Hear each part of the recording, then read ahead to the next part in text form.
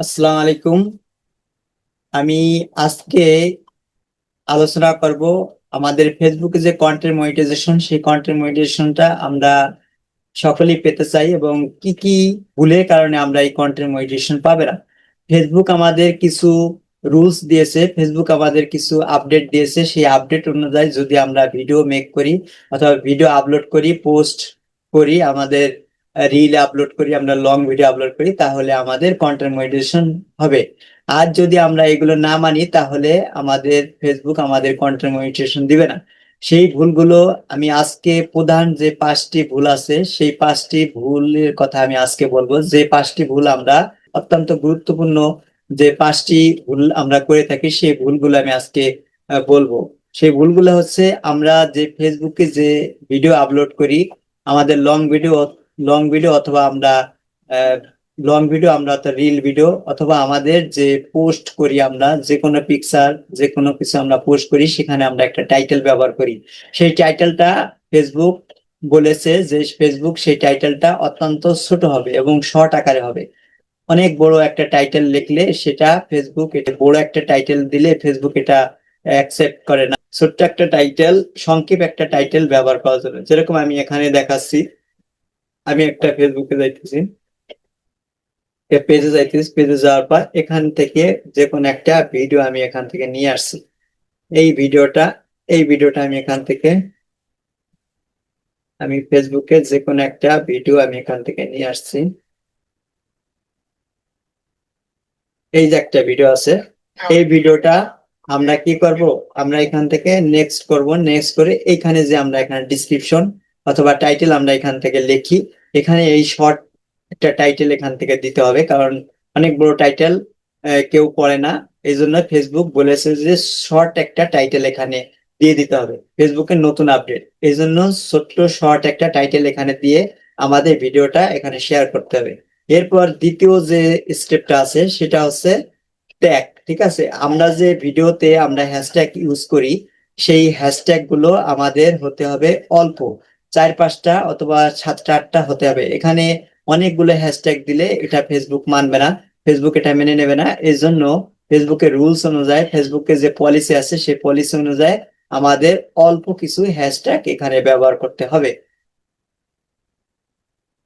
তৃতীয় যে স্টেপটা আছে, আমাদের কি করতে হবে, ভিডিওর সাইজ। ঠিক আছে, আমরা যে ভিডিওগুলো আমরা এখানে মেক করি, ভিডিওগুলো আমরা আগে যে ভিডিওগুলো এখানে আপলোড করতাম, রিল অথবা লং ভিডিও, সেখানে কিছু সাইজ ছিল, সেই সাইজ অনুযায়ী আমরা এখানে ভিডিওগুলো আপলোড করতাম। এখন ফেসবুক আমাদের কিছু সাইজ দিয়ে দিছে, এক্সপেক্ট রেশিও দিয়ে দিছে, সেই রেশিও অনুযায়ী আমরা এখানে ভিডিও সাইজ অনুযায়ী আমরা এখান থেকে ভিডিও তৈরি করে আমরা এখানে আপলোড করব।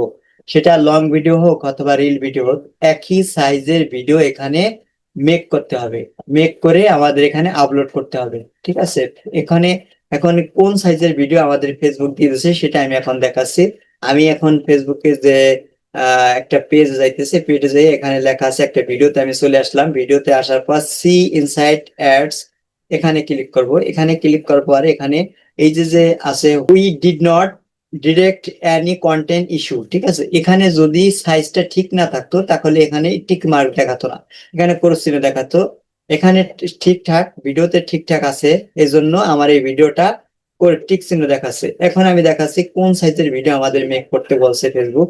এখানে লাগছে tips for better performance, see all click করলে এখানে আমি একটা নিচে স্টপে যাব। যাওয়ার পর এখানে মোবাইলে সাইজ দেওয়া আছে, এই সাইজ আছে উইথ, এখানে আছে improve your video quality by uploading reels with a 1:1 or 4:5 aspect ratio. তাহলে আমরা বুঝলাম কি, 1:1 অথবা 4:5 রেশিওতে আমাদের ভিডিওটা মেক করতে হবে। তা না হলে আমাদের ফেসবুক এই ভিডিওটা আপলোড হলেও এই ভিডিওটা অনেক লোকের কাছে এটা পৌঁছাবে না এবং আমাদের রিচ কমে যাবে, ম্যান কমে যাবে। ভিডিওটা ফেসবুক বহু মানুষের কাছে এটা পৌঁছাবে না। ঠিক আছে, এখন চতুর্থ যে চতুর্থ যে ভুলটা আমরা করে থাকি সেটা হচ্ছে গ্রুপে আমরা শেয়ার করে থাকি। আমাদের, আমরা অনেকে আছি, আমরা একটা ভিডিও মেক করে সেই ভিডিওটার লিঙ্ক আমরা অনেক বন্ধু বান্ধব অথবা আমাদের আত্মীয় স্বজনের কাছে আমরা দিয়ে থাকি। এখন ফেসবুক বুঝে ফেলবে যে আমি এটা ভিউ বাড়ানোর জন্য আমরা, অথবা এঙ্গেজমেন্ট অথবা রিচ বাড়ানোর জন্য আমরা অনেক আত্মীয় স্বজনকে আমরা এটা দিয়ে থাকি।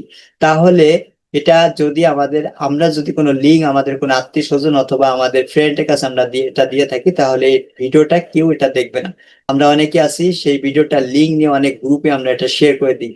অনেকগুলো গ্রুপে এটা শেয়ার করলে দেখা গেল ওই গ্রুপে যে মেম্বার আছে সেই মেম্বার গুলো আমার এই ভিডিওটা দেখবে না, আমার এই ভিডিওটার প্রতি তারা ইন্টারেস্ট না, তারা অন্য ভিডিও দেখবে, আমার এই ভিডিওটা দেখবে না। সেখান থেকেও আমাদের ভিডিওটা রিচ কমে যাবে।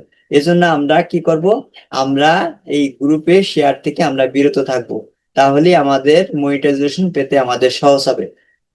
পঞ্চম যে ধাপটি, ফেসবুক পেজ অথবা ফেসবুক প্রোফাইল আছে, প্রত্যেকটি একটি ফেসবুক প্রোফাইল এবং ফেসবুক পেজ আছে, এবং সেই অনেকের আছে 5টা 7টা প্রোফাইল আছে এবং 5টা 7টা পেজ আছে, কিন্তু আমরা দেখা গেল একটা পেজ থেকে আমরা কি করি, একটা ভিডিও আপলোড করি, সেই ভিডিওটা আমরা ওই একই ডিভাইস থেকে আমরা কি করি, আমরা ভিডিওটা অন্য একটা প্রোফাইলে আমরা ওটা আবার দেখে ফেলি, অথবা অন্য একটা প্রোফাইল থেকে আমরা ওই ভিডিওটা অন্য কাউকে শেয়ার করে থাকি।